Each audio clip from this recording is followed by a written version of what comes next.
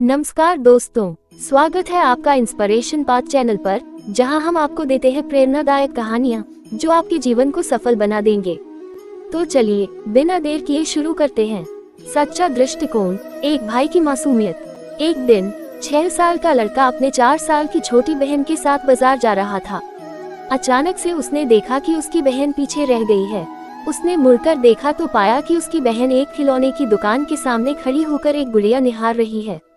वह अपनी बहन के पास गया और बड़े प्यार से पूछा, क्या तुम्हें कुछ चाहिए? उसकी बहन ने गुड़िया की तरफ इशारा करते हुए कहा, मुझे ये चाहिए। वह लड़का अपनी बहन का हाथ पकड़कर उसे दुकान के अंदर ले गया और जिम्मेदार बड़े भाई की तरह वह गुड़िया उसे दे दी। उसकी बहन बहुत खुश हो गई। दुकानदार यह सब देख रहा था और बच्चे की मासूमियत और प्यार देखकर बहुत प्रभावित हुआ। अब वह लड़का अपनी बहन के साथ काउंटर पर आया और दुकानदार से पूछा, इस गुड़िया की कितनी कीमत है? दुकानदार एक अनुभवी और समझदार व्यक्ति था।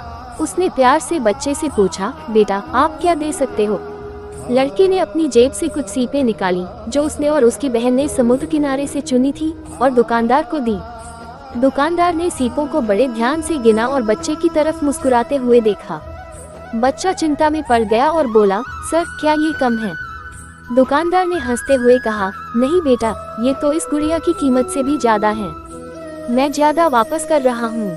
उसने 4 सीपें रख ली और बाकी की बच्चे को वापस दे दी। बच्चा और उसकी बहन खुशी से झूम उठे और दुकान से बाहर निकल गए। दुकान का कामगार यह सब देख रहा था और हैरान होकर दुकानदार से पूछा, मालिक आपने इतनी महंगी गुड़िया केवल 4 सीपों के बदले में दे दी।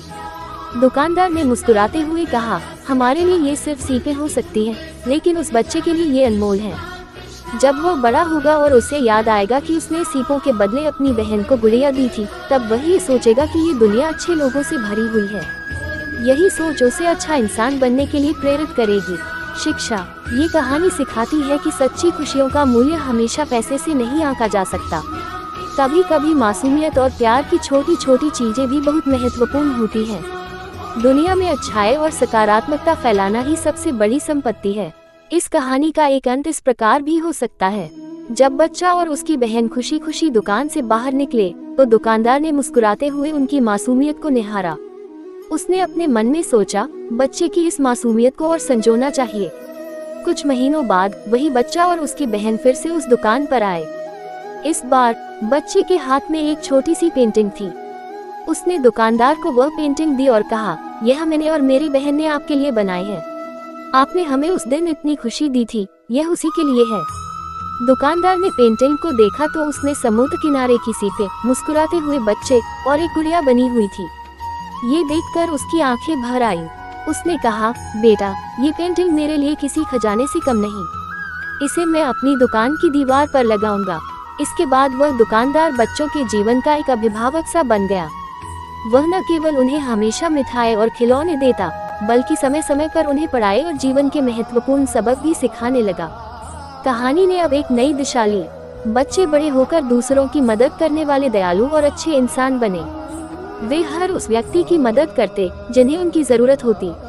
उनकी बहन ने भी बड़ी होकर अपने भाई की तरह लोगों के जीवन में सकारात्मकता और खुशियां फैलानी शुरू कर दी।